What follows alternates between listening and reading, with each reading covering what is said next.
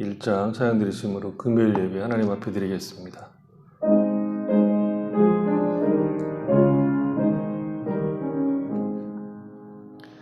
만복의 근원 하나님, 온 백성 찬송 드리고 저 천사여 찬송하세.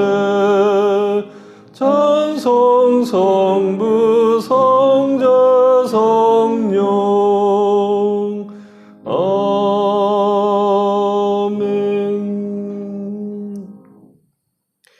하나님 아버지 감사합니다. 지난 한 주간 동안 우리 삶 가운데 늘 동행하셔서 우리를 지키시고 인도하신 하나님 앞에 저희들이 함께 모여서 찬양과 경배를 드립니다. 우리를 구속하시며 때마다 우리에게 필요한 은혜를 공급하심으로 이 험한 세상에서 믿음의 길로 걷게 하신 하나님 앞에 저희들이 함께 모여 있사오니 하나님의 풍성하신 은혜로 저희들이 새 힘을 얻고 하나님을 더욱 즐거워하는 복된 시간 되도록 축복해 주시옵소서. 예수님의 이름으로 기도했습니다. 아멘. 20장 찬양 드리겠습니다.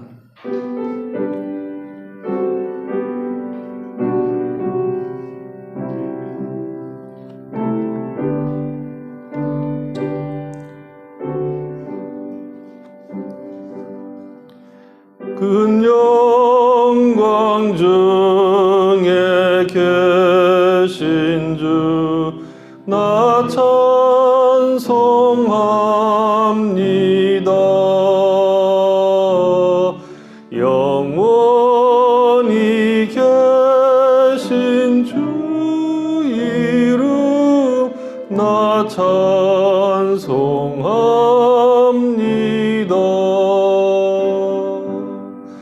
한없이 크신 능력을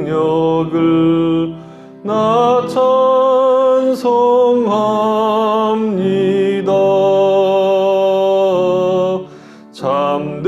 참되고 미쁜 그 언약 나 찬송합니다. 온 천지 창조하시던 그 말씀 힘이 있어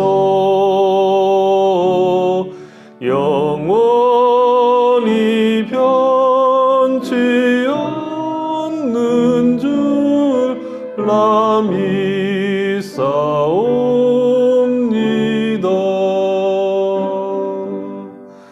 그 온유하신 주 음성 날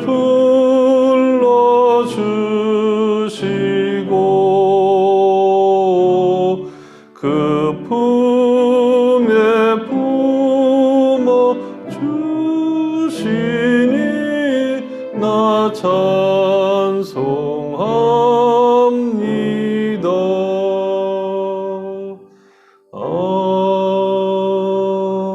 아멘.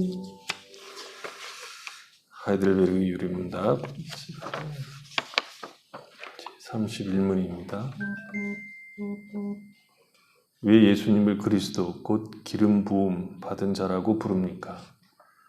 왜냐하면 예수님은 성부 하나님으로부터 임명을 받으시고 성령으로 기름 부음을 받으셨기 때문입니다. 예수님은 우리의 큰 선지자와 선생으로서 우리의 구원을 위한 하나님의 비밀스러운 경영과 뜻을 온전히 계시하시고 우리의 유일한 대제사장으로서 자기 몸을 단번에 제물로 드려 우리를 구속하셨고 성부 앞에서 우리를 위해 항상 간구하시며 또한 그의 말씀과 성령으로 우리를 다스리시고 우리를 위해 획득하신 구원을 누리도록 우리를 보호하고 보존하십니다. 32문. 그러면 당신이 그리스도인이라고 불리는 이유는 무엇입니까? 왜냐하면 내가 믿음으로 그리스도의 지체가 되어 그의 기름 부음에 참여하기 때문입니다. 나는 선지자로서 그의 이름의 증인이 되며 제사장으로서 나 자신을 감사의 제물로 그에게 드리고 또한 왕으로서 이 세상에 사는 동안은 자유롭고 선한 양심으로 죄와 마귀에 대항하여 싸우고 이후로는 영원히 그와 함께 모든 피조물을 다스릴 것입니다. 사도신경으로 신앙 고백 드리겠습니다. 나는 전능하신 아버지 하나님 천지의 창조주를 믿습니다. 나는 그의 유일하신 아들 우리 주 예수 그리스도를 믿습니다. 그는 성령으로 잉태되어 동정녀 마리에게서 나시고 본디오 빌라도에게 고난을 받아 십자가에 못 박혀 죽으시고 장사된 지 사흘 만에 죽은 자 가운데서 다시 살아나셨으며 하늘에 오르시어 전능하신 아버지 하나님 우편에 앉아 계시다가 거기로부터 살아있는 자와 죽은 자를 심판하러 오십니다.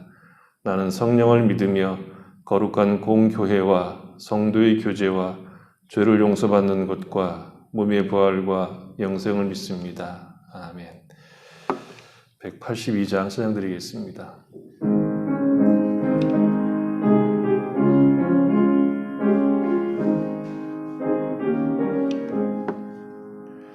강물같이 흐르는 기쁨 성령 강림함이라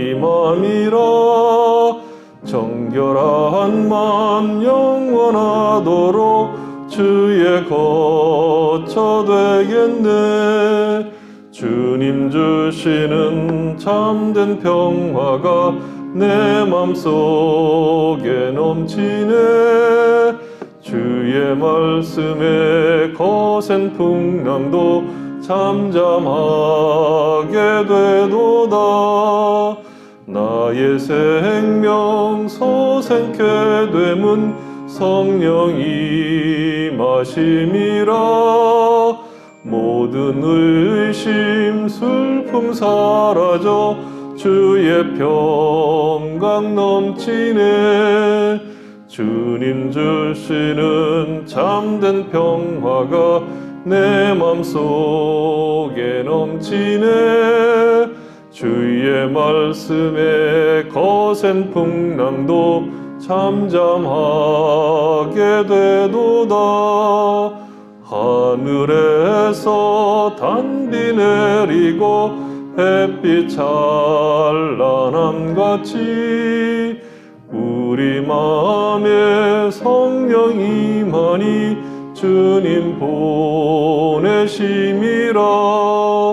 주님 주시는 참된 평화가 내 맘속에 넘치네. 주의 말씀에 거센 풍랑도 잠잠하게 되도다. 생명신에 넘쳐 흘러서 마른 광야 적시니 의의 열매 무르익어서 추수를 기다리네. 주님 주시는 참된 평화가 내 맘속에 넘치네. 주의 말씀에 거센 풍랑도 잠잠하게 되도다. 놀라우신 주의 은혜로 그의 얼굴 뵙겠네. 평화로운 안식처에서 영원토록 쉬겠네. 주님 주시는 참된 평화가 내 맘속에 넘치네. 주의 말씀에 거센 풍랑도 잠잠하게 되도다. 배성수 집사님 기도하시겠습니다. 전능하시고 신실하신 아버지 하나님, 거룩한 복음을 친히 계시하시고 아버지의 독생자 예수 그리스도를 통해 완성하시고 이 복음을 우리가 믿고 순종할 수 있도록 성령으로 영원히 우리와 함께 하심을 인하여 감사드립니다. 주님께서 이 땅에 다시 오시어 아버지의 나라를 완성하실 때까지 우리가 아버지를 바르게 알게 하여 주옵시며 아버지께서 행하시는 모든 일에서 아버지를 거룩히 여기고 경배하며 찬송하게 하옵소서. 아버지의 말씀과 성령으로 우리를 다스리시어 우리가 점점 더 주되신 그리스도께 순종하게 하옵시며 진리를 거부하는 세상 가운데 주님의 교회를 보존하시고 마침내 약속하신 바 그리스도의 영광스런 재림을 보게 하옵소서. 영육간 우리의 모든 필요를 아시고 때를 따라 가장 좋은 것으로 주시는 아버지의 전능과 지혜와 선하심과 의와 자비와 진리를 한순간도 잊지 않게 하옵소서. 이 시간 우리가 모두 아버지의 말씀을 듣고자 합니다. 우리의 죄악된 본성이 아버지의 말씀에 비추어져 밝히 드러나게 하시고 오직 그리스도 안에 있는 아버지의 은혜가 우리 안에 충만하여서 감사하며 그리스도를 닮아가는 삶을 살게 하옵소서. 이 모든 말씀을 우리의 주인 되신 예수 그리스도 이름 받들어 기도드립니다. 아멘.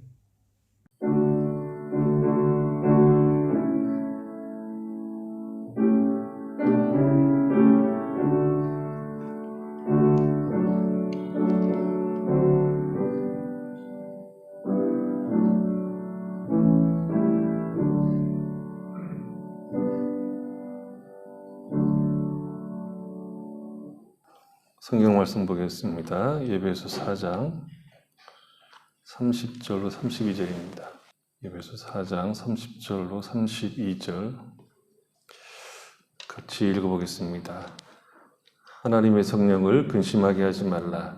그 안에서 너희가 구원의 날까지 인치심을 받았느니라. 너희는 모든 악독과 노함과 분냄과 떠드는 것과 비방하는 것을 모든 악의와 함께 버리고 서로 친절하게 하며 불쌍히 여기며 서로 용서하기를 하나님이 그리스도 안에서 너희를 용서하신 같이 하라. 이 시간에 우리 김민준 집사님 내 주의 보혈은 찬양 있겠습니다.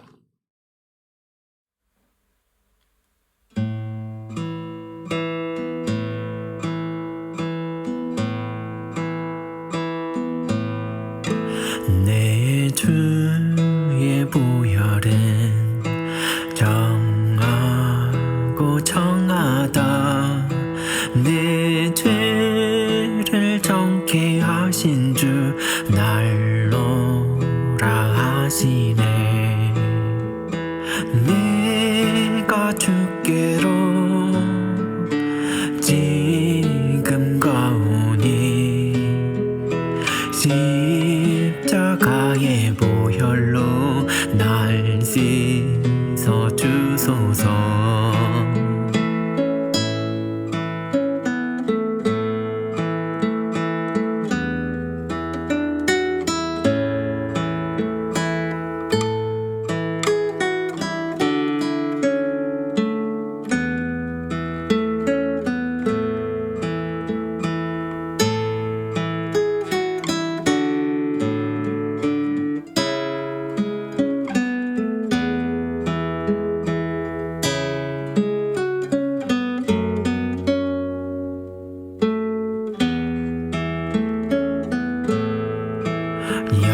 약하고 주에도 주께로 나가면 힘 주시고 내 주함을 거씻어 주시네.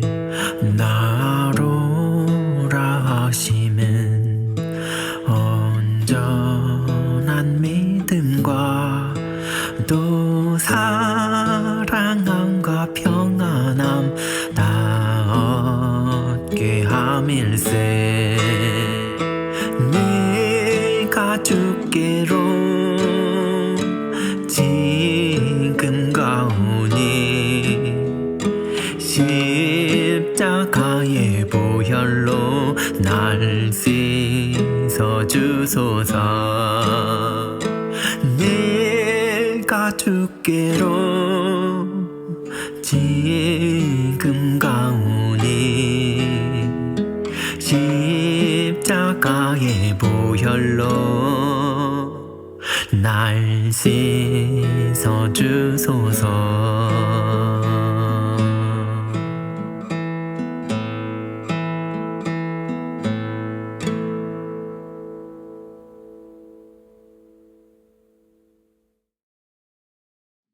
감사합니다. 기도하겠습니다.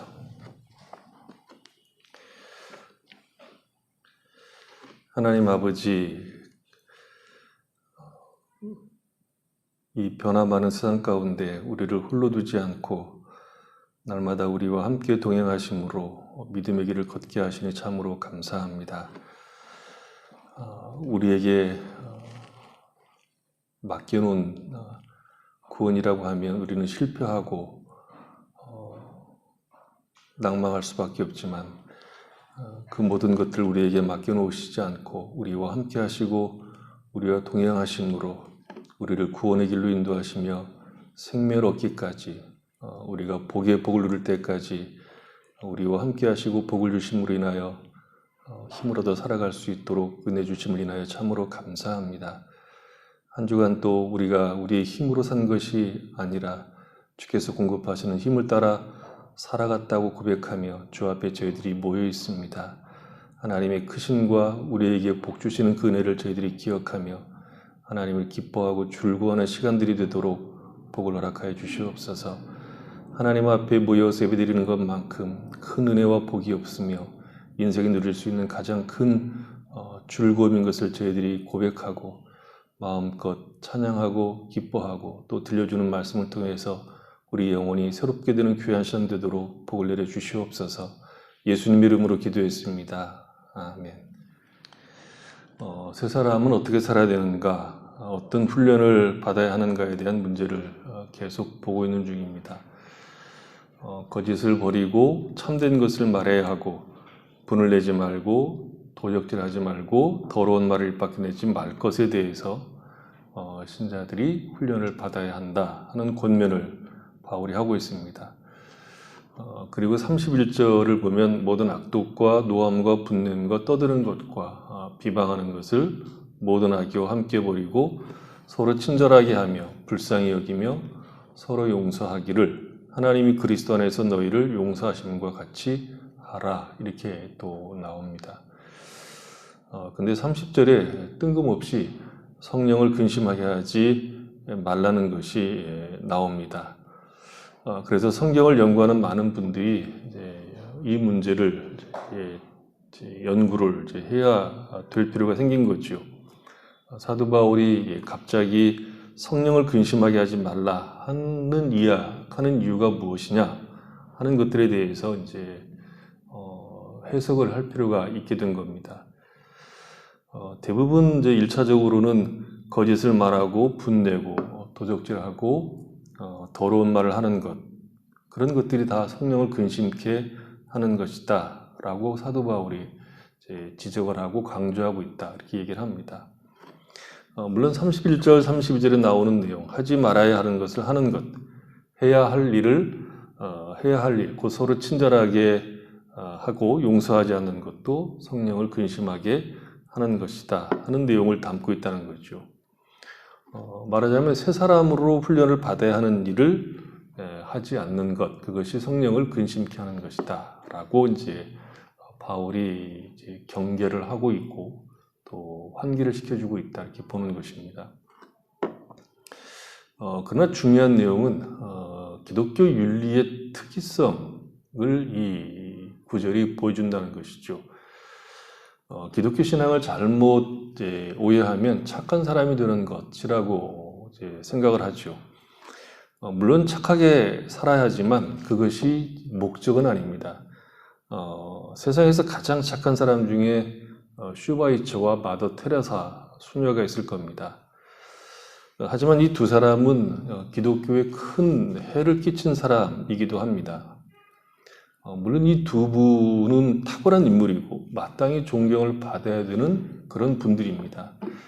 그러나 이들이 뛰어난 신앙을 가진 사람들이라고 말할 수는 없습니다. 기독교에 큰 이익을 주신 분들이라고 볼 수가 없다는 거죠. 시기에서 그런 것이 아니라 기독교 신앙의 본질에서 보면 그렇다는 겁니다. 이 두 분은 인간적 차원에서 그 어떤 사람도 흉내내기 어려운 선을 행하신 분들입니다. 최고의 희생을 하신 분들이죠. 인간으로서 할 수 있는 최고의 희생을 하신 분들이기 때문에 마땅히 존경을 받으셔야 되는 분들입니다. 그러나 그런 행위들이 신앙이 요구하는 것과 같을 수도 있고 다를 수도 있다는 것입니다. 기독교 신앙이 우리에게 요구하는 것은 거짓말을 하지 말라, 진실을 말하라, 악한 말을 하지 말고 더러운 말을 하지 말고 친절해라, 서로 용납하고 용서하는 삶을 살아야 한다는 것이 그것 자체가 목적이 아니라 하나님과의 관계의 문제라는 것입니다. 규칙이 문제가 아니라 하나님과의 관계가 목적이라는 겁니다. 규칙을 내가 다 지켰으니 하나님은 필요 없다라고 나가는 것만큼 큰 죄악도 없습니다.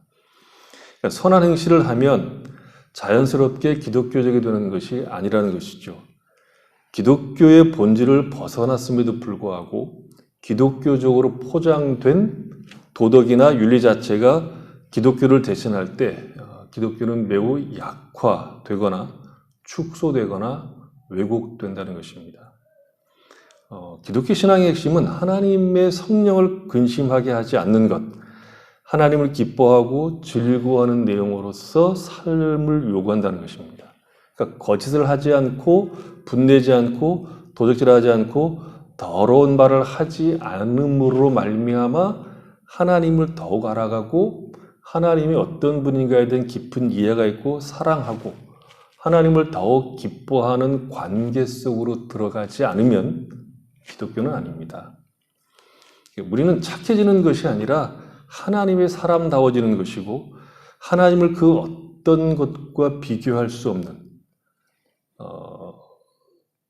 존귀하게 여기고 사랑하고 기뻐함으로 사는 것이 신앙입니다.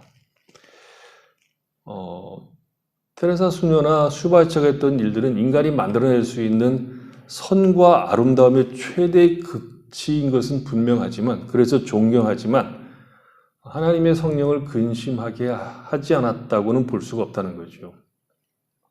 성경이 우리에게 요구하고 있는 도덕이나 윤리는 그것을 하느냐 하지 않느냐의 어떤 기준점으로 요구하고 있는 것이 아니라 우리가 가야 할 목적지, 우리가 걸어가야 할 방향으로서 요구하고 있는 겁니다. 그러니까 율법을 지키느냐 안 지키느냐가 핵심이 아니라 하나님의 사람으로 하나님을 더 깊이 알고 의지하고 신뢰하고 그를 닮아가는 것으로 우리가 부름을 입었다고 말하고 있기 때문에 규칙을 잘 지켰지만 그 규칙을 통해서 하나님을 알고 하나님을 기뻐하고 그를 신뢰하지 않으면 성령을 근심하게 한다라고 이야기하는 것입니다. 착한 사람이지만 하나님의 성품을 닮지도 않고 하나님을 기뻐하지 않을 수도 있다는 것입니다. 율법적인 차원에서 이런 기준에 맞는 사람이 되라는 것이 아닙니다. 그럼 무엇입니까? 성령을 근심하게 하지 말라는 것은 신자의 삶이란 하나님을 기뻐하고 하나님을 의지할 수밖에 없고 우리의 삶 자체가 하나님과의 관계 속에서 그를 아는 즐거움 속에 사는 내용으로서 규칙들이 주어진 겁니다. 우리가 볼 때 착하고 선한 사람들이 얼마든지 있을 수 있죠. 그러나 우리의 삶의 방향을 하나님의 기뻐하심, 하나님의 복주심, 하나님이 우리에게 생명과 은혜를 베푸시는 것, 그래서 하나님 없으면 안 되는 그의 사랑 안으로 들어가는 것이 아니면 더러운 말을 안 하고 착한 모습을 보여도 그것은 성령을 근심케 하는 것입니다. 성령이 오신 목적은 우리를 진리 가운데로 인도하는 것이죠. 그리고 그 진리는 예수 그리스도입니다. 그리고 예수님이 오신 목적은 우리를 아버지 하나님께로 인도하기 위해서 하나님 아버지와 함께 관계를 맺고 그를 사랑하는 사람, 그 관계 속에서 인생의 모든 가치와 목적을 정하는 사람으로 우리를 구속하시기 위해서 오신 겁니다. 결국 성령을 근심케 한다는 것은 규칙을 안 지키는 것도 있겠지만 그것이 예수와 하나님과 연결되지 않는 것, 그것을 얘기하는 겁니다. 그런 의미에서 성령을 근심하게 할 수 있는 사람은 신자들밖에 없습니다. 불신자는 성령을 근심케 하는 것이 아니라 거역하죠. 성령을 근심케 하는 것은 신자들이 하는 짓입니다. 예수를 믿는 신자들만이 성령을 근심하게 할 수 있다는 것인데, 사도 바울이 여기에서 이야기를 하는 이유는 새 사람으로 훈련해야 하는 이 일들을 기계적인 내용들로 이해해서 율법의 조건을 충족시키는 것으로 새 사람이라고 할 수 있다는 것에 대한 경계입니다. 기독교 신앙이 어려운 이유는 인격적 관계의 문제이기 때문에 그렇습니다. 부부의 문제가 세월이 흘러도 잘 풀어지지 않는 이유는 남편은 무엇을 하고 무엇을 안 하고, 아내는 역시 무엇을 하고 무엇을 안 하고의 문제가 아니라 인격적 관계이기 때문에 어려운 겁니다. 그러니까 남편으로서 돈을 벌어다 주고 무엇을 하고 안 하는 것으로 전부가 아니라 아내와 함께 살아야 하는 인격적 삶이기 때문에 어려운 겁니다. 서로를 알고 이해하고 그 인격 전체를 받아내는 것이 부부의 삶입니다. 그러니까 기독교 신앙이 무엇을 하고 무엇을 안 하는 것으로 답이 되지 않고 하나님과의 어떤 관계에 있는가, 하나님을 즐거워하는가, 하나님을 기뻐하심 속에서 하나님이 우리에게 요구되는 내용들을 순종하는가, 그것으로 이웃을 만나고 있는가의 문제입니다. 그러니까 신자로서의 삶이 종교적 형태로 이것을 하고 저것을 하는 것으로 규정할 수 없다는 것을 성령을 근심케 하지 말라 하는 말 속에 담아 놓으신 겁니다. 복음서를 보면 이런 재밌는 얘기가 나오죠. 마태복음 19장 16절 이하에 한 사람이 주님께 옵니다. 부자 청년이죠. 어떤 사람이 주께 와서 이르되 선생님이여 내가 무슨 선한 일을 하여야 영생을 얻으리이까? 예수께서 이르시되 어찌하여 선한 일을 내게 묻느냐? 선한 이는 오직 한 분이시니라. 내가 생명에 들어가려면 계명들을 지키라. 이르되 어느 계명이오니까? 예수께서 이르시되 살인하지 말라, 간음하지 말라, 도둑질하지 말라, 거짓 증언하지 말라. 내 부모를 공경하라, 내 이웃을 내 자신과 같이 사랑하라 하신 것이니라. 그 청년이 이르되 이 모든 것을 내가 지켰사온데 아직도 무엇이 부족하니이까? 예수께서 이르시되 내가 온전하고자 할진대 가서 내 소유를 팔아 가난한 자들에게 주라. 그리하면 하늘에서 보화가 내게 있으리라. 그리고 와서 나를 따르라 하시니 그 청년이 재물이 많으므로 이 말씀을 듣고 근심하며 가니라. 계명을 지키는 것이 전부가 아니라 주님을 따라가야 된다고 얘기하고 있습니다. 따라간다는 것은 인격적 항복을 전제하는 겁니다. 그 어떤 것과 비교할 수 없는, 비교되는 것이 없는 예수를 따르는 것이 가장 가치 있고 의미가 있으며 내 인생의 즐거움이라는 뜻입니다. 그러니까 신앙으로 산다는 것이 평면적으로, 단면적으로 풀어낼 수 있는 문제가 아니라 인격적 문제 속에서 우리의 삶이 놓여 있다는 것이 굉장히 중요합니다. 그러니까 거짓을 말하지 않는 것이 이런 차원까지 이해되어야 한다는 거죠. 데브라는 영화가 있습니다. 시리즈로 3편까지 나와 있죠. 전반부에는 이제 마론 브란도가 주인공으로 나오고 후반부로는 이제 알 파치노가 주인공으로 나오는 아주 좋은 영화입니다. 영화 내용은 마론 브란도가 이태리에서 미국으로 이민 와서 살면서 마피아의 한 패밀리를 이뤄가는 과정에서 일어난 일들이 이제 줄거리가 됩니다. 마론 브란도가 이끄는 이제 패밀리가 다른 패밀리의 공격을 받아서 몰락하게 되죠. 그래서 마피아 일을 시키고 싶지 않았던 막내 아들 알파치노죠. 알파치노가 이제 이 패밀리에 끼어들고 이 싸움에 끼어들게 됩니다.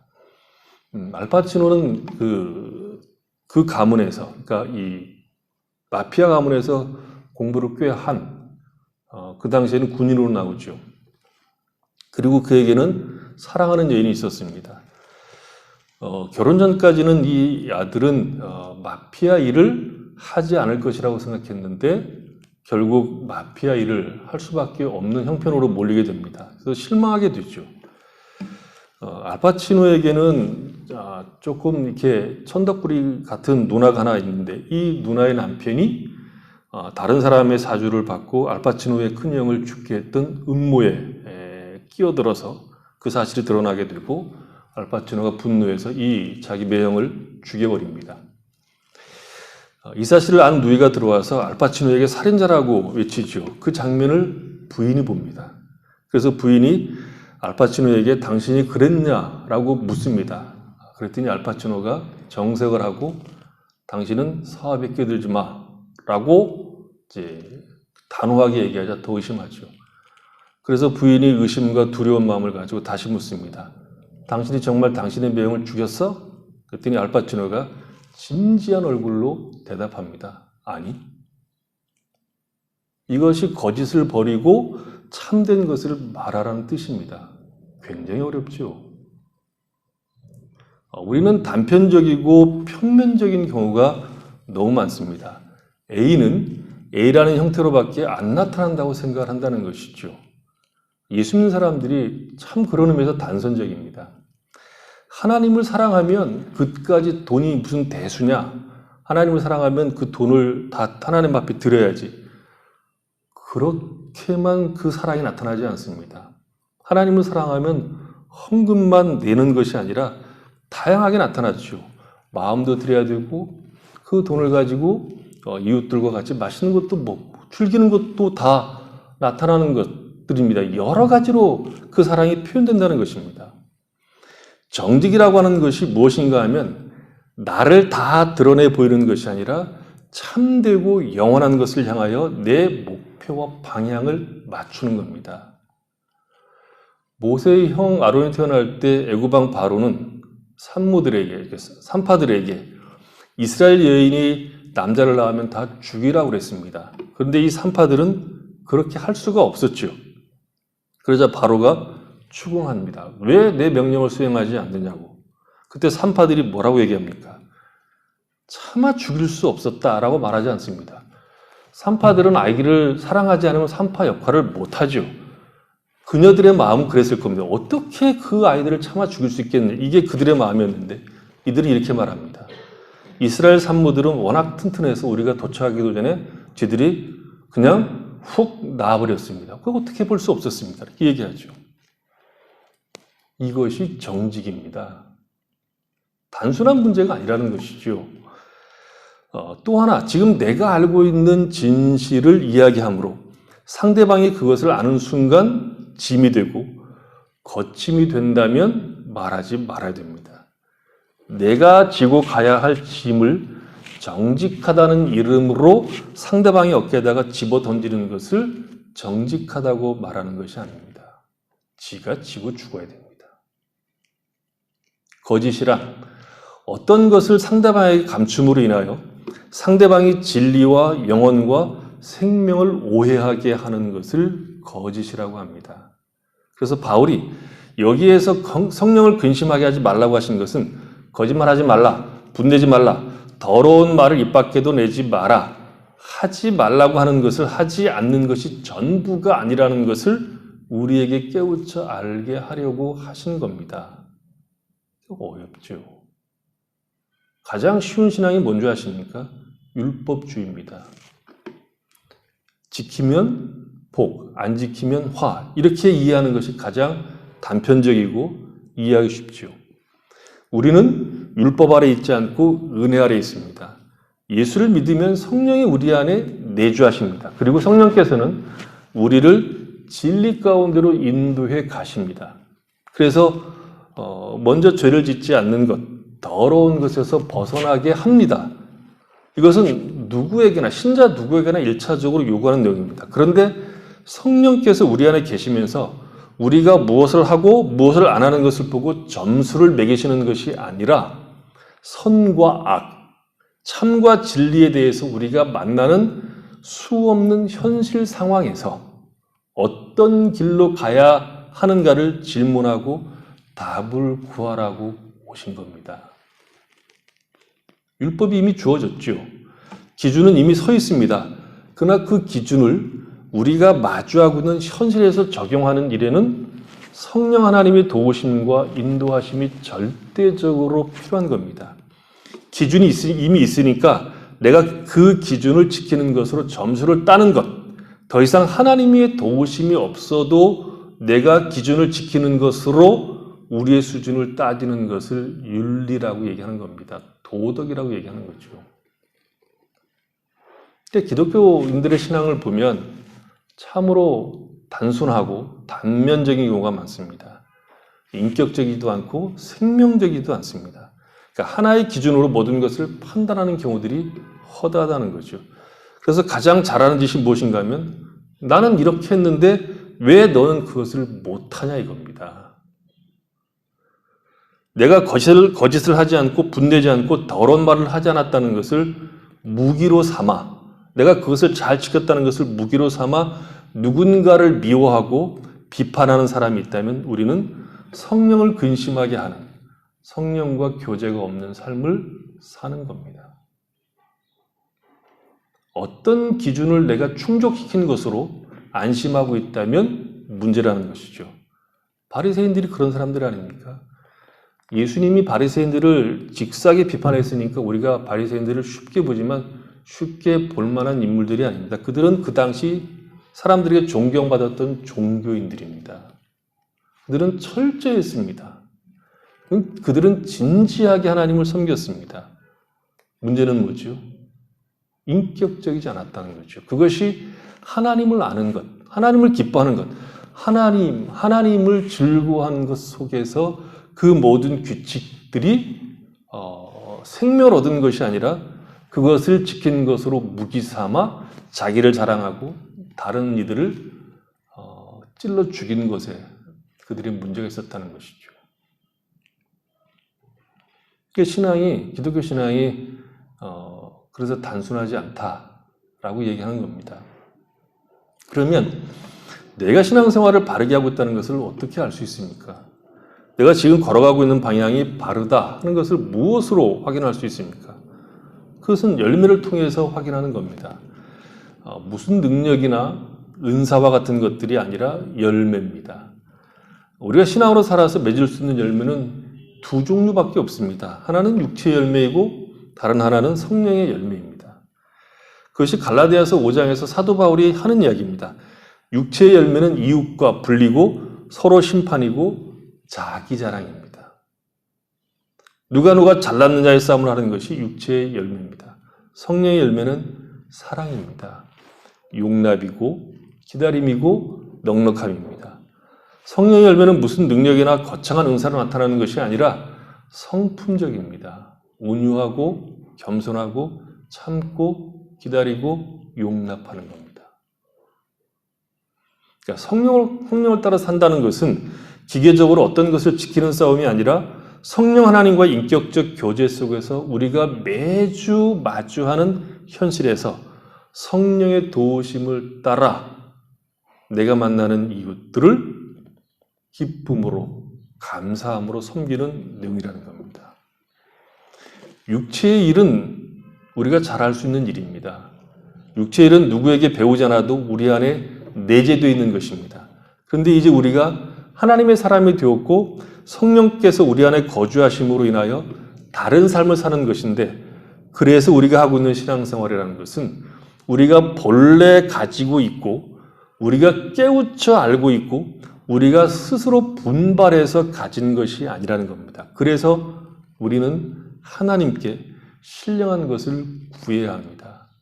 우리가 만들어낼 수도 없고 주어도 감당할 수 없는 길을 가야 되기 때문에 기도를 많이 할 수밖에 없습니다. 30절에 사는 이야기는 우리가 쉽게 이제 새 사람이니 이렇게 살자고 할까봐 하는 이야기입니다. 다시 종교적 형태로 우리의 신앙을 점검할까봐 하는 이야기입니다. 율법적으로 되돌아가는 것을 방지하고 신앙이란 결국 도덕이나 윤리의 문제가 아니라 하나님과의 깊은 관계 속에서 빚어지는 감사요, 기쁨이요, 즐거움이라는 것입니다. 더구나 성령을 근심케 하지 말라고 하면서 그 안에서 너희가 구속의 날까지 인치심을 받았다라고 말합니다. 이건 참 놀라운 일이죠. 그러니까 신자는 구속의 날까지 성령님과 함께하는 자들입니다. 성령께서 우리 안에 오신 것은 우리를 출생시키는 것뿐만 아니라 하나님의 자녀다움, 하나님의 사람으로 온전케 되는 모든 일을 위해서 오신 겁니다. 신자의 삶은 시작부터 완성되는 날까지 성령 안에 있기 때문에 성령 하나님과의 교제, 성령 하나님을 인식하는 것이 굉장히 중요한 신앙의 내용이 됩니다. 그래서 신앙생활이라고 하는 것이 우리를 구속하셔서 구속의 날까지 인치시는 것, 말하자면 새 사람으로서의 합당한 삶을 살 때까지 우리를 지도하시는 성령님과의 문제라고 하면 우리는 성령 하나님을 근심케 해서는 안 된다 하는 내용이 자연스럽게 나오는 것이죠. 성령 하나님을 근심하지 않도록 해야 되는 이 일에 있어서 가장 기본적인 문제는 뭐냐 그러면 우리 안에 성령님이 계시다는 것을 무시하지 않아야 된다는 거죠. 그러니까 신앙생활이라고 하는 것은 어떤 기준을 지키는 것이 전부가 아니라는 것입니다. 내가 무엇을 했다, 내가 무엇을 안 했다는 것이 아니라 성령 하나님과의 관계요, 교제라는 것입니다. 그러니까 우리가 이것을 하고 저것을 안 하고 하는 것들이 성령님과의 더 깊은 관계, 성령 하나님을 더 깊이 이해하는 것으로 가지 않으면 우리는 우리가 하고 있는 신앙 행위들이 오히려 우리에게 해가 된다고 말할 수 있습니다. 그래서 어떤 의미로 보면 우리가 이것을 했다 저것을 했다 하는 것으로가 아니라 성령 하나님과의 교제가 훨씬 더 기본적이고 중요한 문제다 하는 것을 알 수 있습니다. 그래서 성령 하나님께서 우리를 인도하시는 대로 말씀을 듣고 그의 도우심을 구하는 것이 신앙생활입니다. 신앙생활이라고 하는 것이 도를 깨우치는 싸움이 아니라 인격적 교제입니다. 성경을 읽어서 깨우치고자 하는 이유는 하나님을 더 깊이 이해하고 하나님을 더욱 경외하는 것으로 나오기 위함이지 지식 그 자체가 목적이 아닙니다. 도를 깨우치는 것이라면 기도도 이상해질 수밖에 없습니다. 기도가 주문이 되는 경우 내 소원을 아뢰는 내용으로만 써먹고 있다면 우리는 신앙을 잘못하고 있는 것이죠.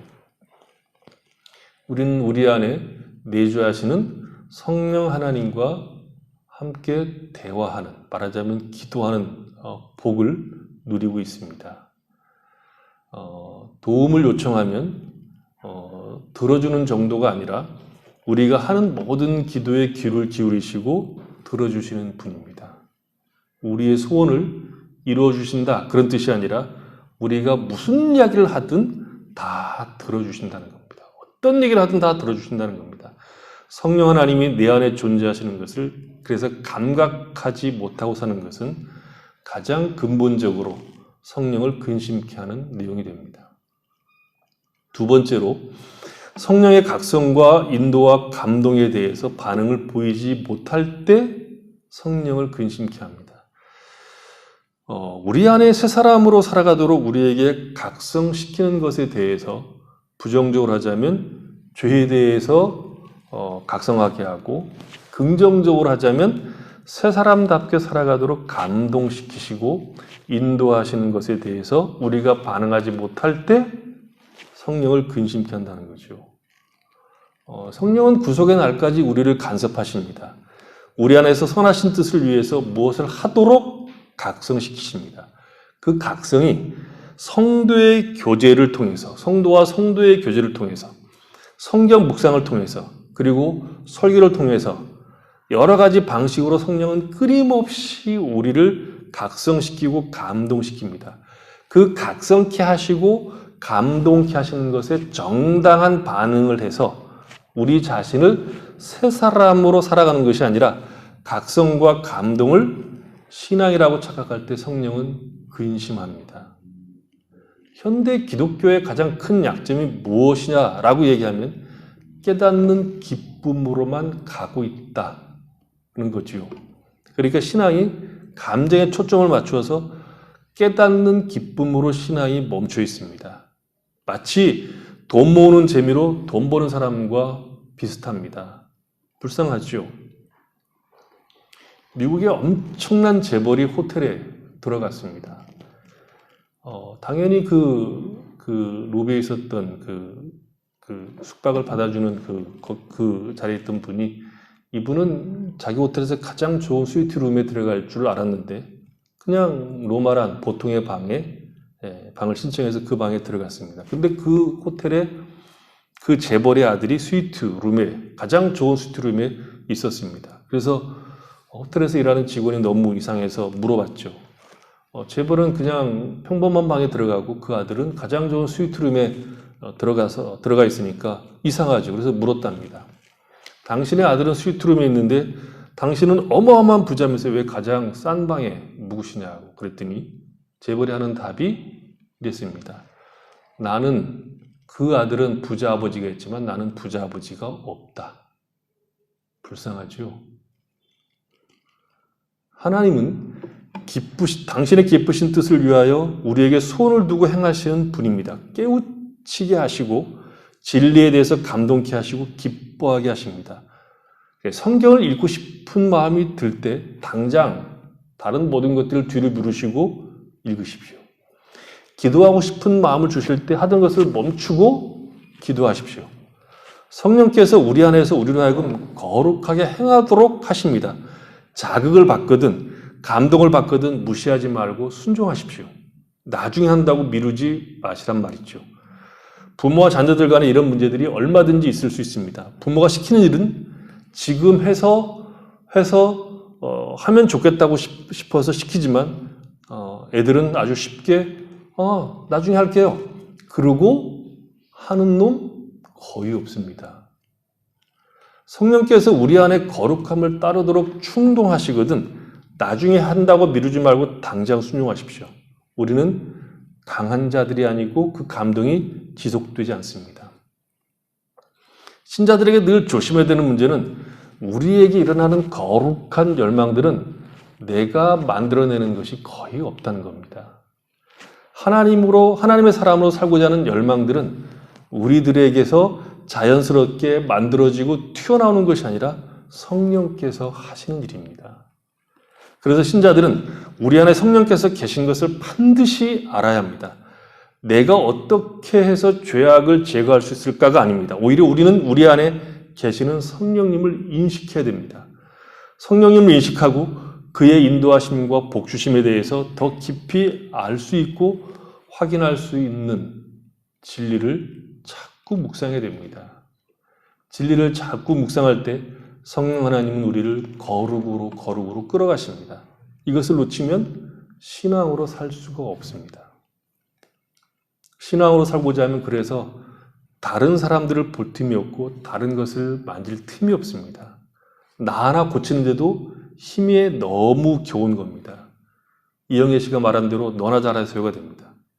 그럴 때 성경이 눈에 들어오고 기도할 수밖에 없으며 하나님 앞에 나아가 도움을 구하는 것만큼 힘이 드는 것도 없음을 알게 됩니다. 내가 할 수 있는 일을 요구받는 것이 아닙니다.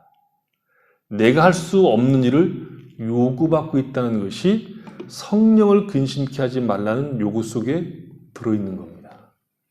그 말은 우리가 새 사람으로 살아가는 일을 우리에게만 맡겨놓은 것이 아니라 성령께서 우리를 도우시고 인도하시고 그것을 이루실 때까지 우리를 포기하지 않고 우리 안에서 역사하신다는 겁니다. 구속의 날까지. 그래서 신자들은 복된 자들입니다. 우리가 갈등하는 것들이 어떤 것들입니까? 가야 할 길도 알고 있고 가야 하는 목적지도 알고 있고 또 가야만 한다는 것도 알고 있는데 그 길로 잘 가지 못하죠. 새 사람으로 살아야 한다는 것을 아는데 못 갑니다. 아닙니다. 가고야 말 겁니다. 우리가 가기 싫어도 그 길로 가고야 말 겁니다. 갈등하고 나태하고 도망가려고 하지만 도망갈 수 없습니다. 왜냐하면 성령께서 내 안에 계시기 때문입니다. 나를 도우시고 나를 간섭하시고 나를 각성시킵니다. 우리는 실패하고 난 다음에 우리의 약점을 보고 난 다음에 하나님, 나를 내 손에 맡기지 마시옵소서. 내 운명을 내가 스스로 책임지도록 하지 마시옵소서라고 기도할 수 있습니다. 내 심장을 흔들어 주십시오. 내가 이렇게 못하고 있는데 나를 그냥 놔두지 마십시오. 그렇게 기도할 수밖에 없습니다. 성령을 근심하게 하지 마십시오. 감동을 주시고 각성을 주시면 즉각적으로 행하십시오. 넘어졌으면 빨리 일어나서 아무 일도 없다는 듯이 걸어가십시오. 우리가 무엇을 해야 될지 모르면 성경을 펴시고 읽으시고 그 앞에 나가서 지혜를 구하십시오. 어떻게 할까요? 이 문제를 어떻게 풀어야 됩니까? 라고 묻는 것이 신앙이고, 자주 물을 수밖에 없는 삶이 우리가 살아가고 있는 세상의 삶입니다. 우리 자신을 믿지 마십시오. 기준을 지키고 있다고 스스로 안심하지 마십시오. 도우심을 구하고 인도하심에 귀를 기울이고 진리를 따라 행하도록 성령께 자꾸 의지하십시오. 우리를 영광으로 인도하실 이에게 부탁하십시오. 성령은 우리의 못남으로 인해서 도망가시는 법이 없습니다. 성령 하나님은 우리의 실패로 포기하시는 법이 절대로 없으신 분입니다. 구속의 날까지 우리를 인도하십니다. 율법을 행한 것이 다가 아니라 성령의 인도를 따라 성령의 열매를 맺는 것으로 하나님을 알고 기뻐하되 그의 영광됨을 위해서 살고자 하는 소망과 그 방향으로 가고 있는가를 자꾸 확인하시고, 우리의 실패가 하나님의 실패가 아닌 것을 알고 늘 실패한 자리에서 일어나서 다시 거짓을 말하지 말고 분내지 말고 그런 더러운 말을 하지 않는 힘을 내는 자리에 우리가 날마다 서야 됩니다. 그렇게 하라고 지금 사도 바울이 성령을 근심케 하지 말라고 우리를 협박하려고 하는 것이 아니라 우리가 어떤 존재로 부르심을 받는지, 그리고 그 일을 완성케 하는데 하나님께서 어떤 복과 은혜를 주셨는가를 확인케 하는 겁니다. 날마다 매 순간 우리 안에 계신 성령을 인식하시고 그 성령 하나님을 의지해서 이 거룩한 길을 매일매일 조금씩 그러나 감사와 기쁨으로 놀라움으로 걸어가는 성도들이 되시기를 바랍니다. 기도하겠습니다.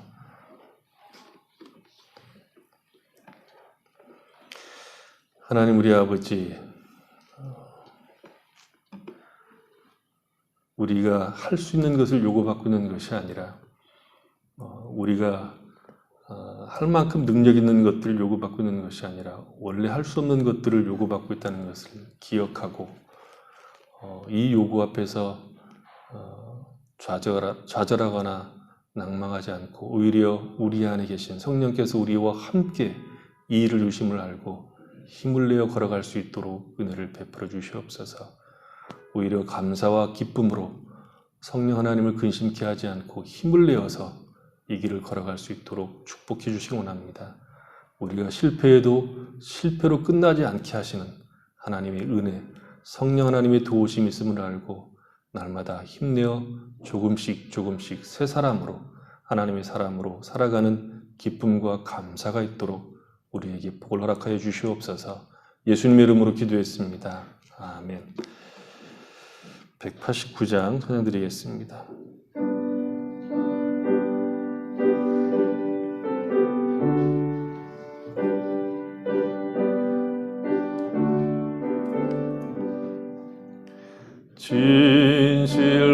진실하신 주 성령 성도 곁에 계시사 순례길을 갈 때에 손을 잡아 주소서. 모든 고난 사람들 기쁜 소식 들으니 성령 말씀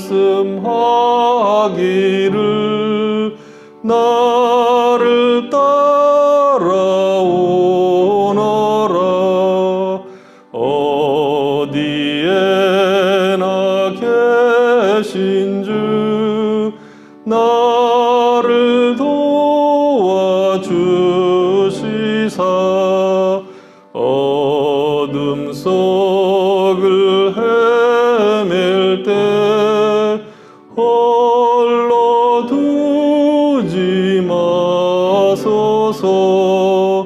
풍랑심이 일어나 소망 끊어질 때에 성령 말씀하기를 나를 따라오너라. 모든 수고 끝나고 편히 쉬기 원할 때 하늘나라 밖에는 참된 일 없도다. 주만 의지하고서 요단강을 건널 때 성령 말씀하기를 나를 따라오너라.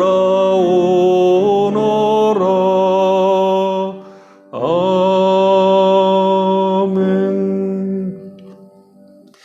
하나님 아버지 감사합니다. 우리가 늘 성령 하나님의 인도하심을 따라 또 성령 하나님을 의지해서 믿음의 길에 늘 힘있게 나설 수 있도록 은혜를 베풀어 주시옵소서. 이 길을 우리 홀로 걷는 것이 아니라 하나님의 도우심, 성령 하나님의 인도하심과 깨우치심과 경책하심 있음을 알고 우리가 힘내어 이 믿음의 길을 걷는 감사와 기쁨이 있도록 복을 허락하여 주시옵소서. 이 시간 저희들이 함께 주님 앞에 모여 예배드리고 귀한 예물을 주 앞에 드렸습니다.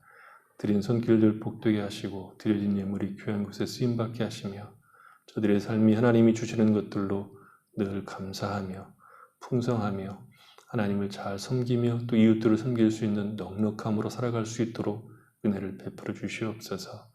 이 어려운 때 우리를 도우신 하나님을 늘 바라보며 살아갈 수 있도록 축복하시고 연약한 성도들을 강건케 하시고 부족한 성도들을 채우시고 하나님의 도우심을 구하는 자들에게 힘을 내도록 저들을 도우셔서 우리와 함께 하신 하나님의 힘을 덧입어 승리하는 자리에 나가도록 복을 허락하여 주시옵소서. 흩어져 있는 자녀들을 기억하시고 어느 곳에 있든 하나님의 손안에서 저들이 힘을 얻고 위로를 받으며 믿음을 따라 잘 살아갈 수 있도록 복을 내려 주시옵소서. 예수님의 이름으로 기도했습니다. 아멘. 광고 말씀을 드립니다. 영상 예배 여러분 잘 들어주시고요. 영상 예배 드리는 가운데서 속히 만나서 예배 드릴 수 있도록 기도해 주시기 바랍니다. 헌금은 여러분들이 잘 내주시고 또 하나님이 때를 따라 도우셔서 아직은 부족하지 않는데 그럼에도 불구하고 여러분들이 또 교회를 생각하시면서 또 교회 일들을 바라보시면서 열심을 내어 성금해 주시기 바랍니다. 안타까운 소식은 우리 김현수 집사님이 지난 8일 월요일에 하나님의 부르심을 받으셨습니다. 유가족들을 위해서 여러분 많이 기도해 주시기 바랍니다. 부인하고 그리고 딸아이 둘, 그다음에 아들 하나 이렇게 3남매가 있는데 이 가족의 앞날을 위해서 여러분 많이 기도해 주시기 바랍니다. 5장 찬양 드리겠습니다.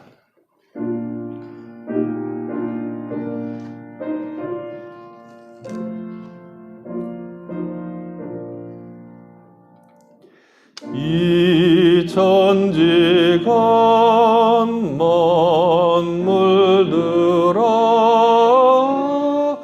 복 주시는 주 여호와 전능 성부 성자 성령 찬송하고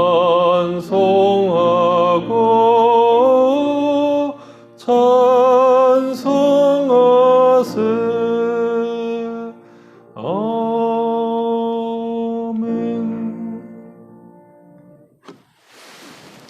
주 예수 그리스도 은혜와 하나님 아버지의 사랑하심과 성령의 교통하심이 우리가 믿음으로 가는 이 길에 우리가 홀로 가지 않고 성령 하나님의 인도하심과 복주심이 있음을 알고 오히려 우리 안에서 인도하시는 성령 하나님의 그 음성에 순종하고 인도하심의 기쁨으로 따라가므로 하나님께서 우리가 허락하시는 복을 누리며 살아가기를 원하는 죄 사랑하는 모든 백성들과 그 가정과 삶의 터전 위에와 줄타있는 성도들과 홀로 떨어져 있는 사랑하는 자들 머리 위에와 이 땅에서 구원을 기다리고 있는 수많은 영혼들과 저들을 위해서 수고하는 주님의 모든 귀한 종들 위해 지금부터 영원토록 함께 계실지어다.